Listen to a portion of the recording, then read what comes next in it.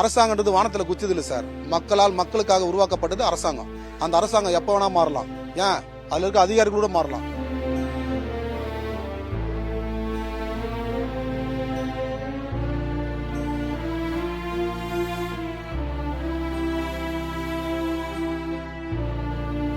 Punishment கொடுக்கறதுக்கு ஏன் தமிழ்நாடு அரசு தயக்கம் காட்டுது? நான் தாழ்த்தப்பட்ட வகுப்பை சேர்ந்தனால தான் இந்த பிரச்சனையா?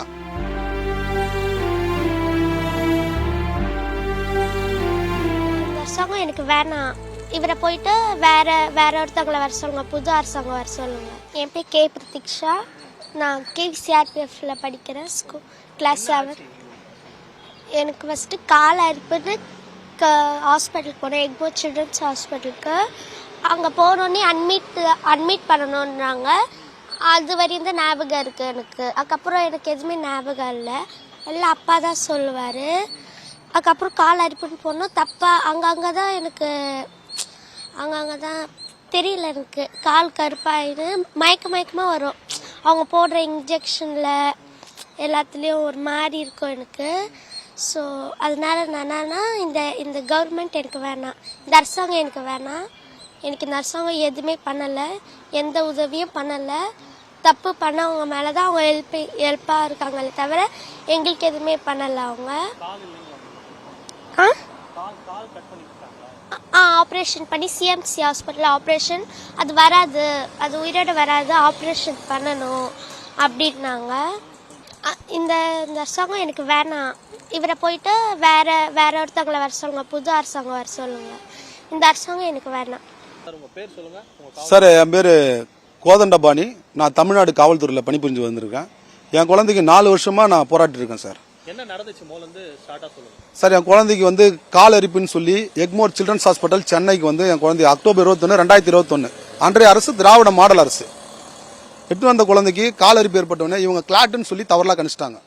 கிளாட்டுக்கு முன்னாடி கொடுக்கக்கூடிய மருந்து, அதாவது கிளக்சின், அந்த மருந்து கொடுத்துருந்தா என் குழந்தையுடைய காலை காப்பாற்றிருக்க முடியும். அந்த மருந்து அவைலபிளா? மக்கள் பணத்தில் ஒவ்வொரு அரசு மருத்துவமனையிலையும் ஆரம்ப சுகாதார நிலையத்திலையும் இந்த மருந்து குவிச்சு கிடக்கு.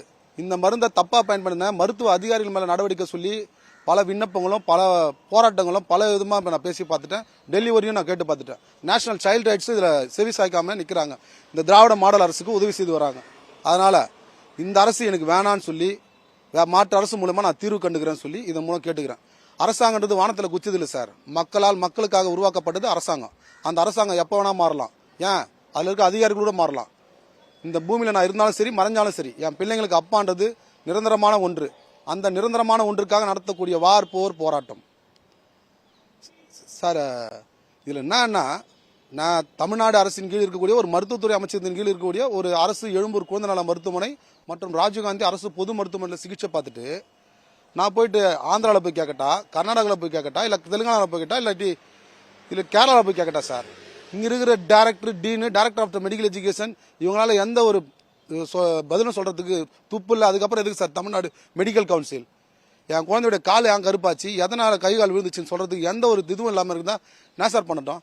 தப்பு செஞ்ச மருத்துவர் மீது தண்டனை பட்டியல கம்பல்சரி வெளியிட்டா தான் சார் இது. இல்லைன்னா அடுத்து நான் ஜெய்பீம் போராட்டமா இருக்கும். அடுத்த இது மட்டும் இல்லாம மக்கள் யார் வேணாலும் என் குழந்தை விஷயத்த பேசலாம், அனைத்து அரசியல் கட்சியிலும் பேசலாம். என் மகள் நலனை விட மக்கள் நலனே அதிகமா இருக்கு. யார் வேணாலும் கேள்வி கேட்கலாம். காவல்துறையில தலையிடக்கூடாது. நாங்க பாத்துக்கிறோம். இது மூலம்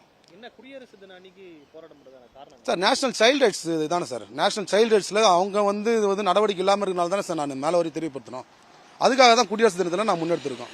national human rights, national schedule caste, இதுக்கு எல்லாருமே நேஷனலில் தான் இருக்கனால நான் இந்த குடியரசு தினத்தை நான் தேர்ந்தெடுத்திருக்கேன் சார்.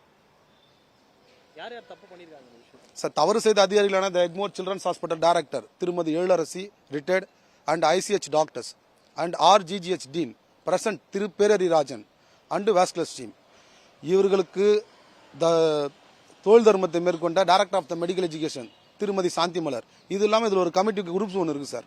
ஒரு கிட்டத்தட்ட ஒரு 30 மருத்துவர் மேலே இருக்காங்க. இவங்க எல்லாம் தப்பு பண்ணியிருக்காங்க. எனக்கு தப்பு பண்ணவங்க மேலே பனிஷ்மெண்ட் மட்டும் கொடுக்கணும். பனிஷ்மெண்ட் கொடுக்கறதுக்கு ஏன் தமிழ்நாடு அரசு தயக்கம் காட்டுது? நான் தாழ்த்தப்பட்ட வகுப்பை சேர்ந்தனால தான் இந்த பிரச்சனையா? தாழ்த்தப்பட்ட வகுப்பை சேர்ந்தனால இந்த பிரச்சனை சொன்னீங்கன்னா எனக்கு தாழ்த்தப்பட்டதுக்காக தனி மாநிலமே கொடுத்துருங்க, நான் போயிடுறேன். அதனால இந்த அரசு எனக்கு வந்து இதில் கவனம் செலுத்தலை. இந்த அரசு மேலே எனக்கு எந்த ஒரு நம்பிக்கையும் இல்லை. இந்த அரசு எனக்கு வந்து வேணாம். நானே சொல்கிறேன். என் குழந்தை எப்போ முடிவெடுத்துருச்சோ ஒரு பெண் குழந்தை பற்றி இது மாதிரி ஆயிருக்கு, பெண் என்று பேசக்கூடிய இந்த அரசாங்கம் பெண் குழந்தைய பற்றி பேசவே கூடாது. அதுபோல் அரசாங்கம். அதனால் இந்த அரசாங்கத்தை நான் இதன் மூலம் வேணான்னு சொல்லி தீர்மானித்தவுடன் பிரசிடென்ட் ஆஃப் இந்தியா அவர்களுக்கும் பாரத பிரதமர் அவர்களுக்கும் தமிழ்நாடு ஆளுநர் அவர்களுக்கும் இந்த என்னுடைய மனுவை நேரடியாக சமர்ப்பிக்கும் தயாராக இருக்கேன். நான் இப்போ ரிஜிஸ்டர் போஸ்டும் கொடுத்துருக்கேன் சார்.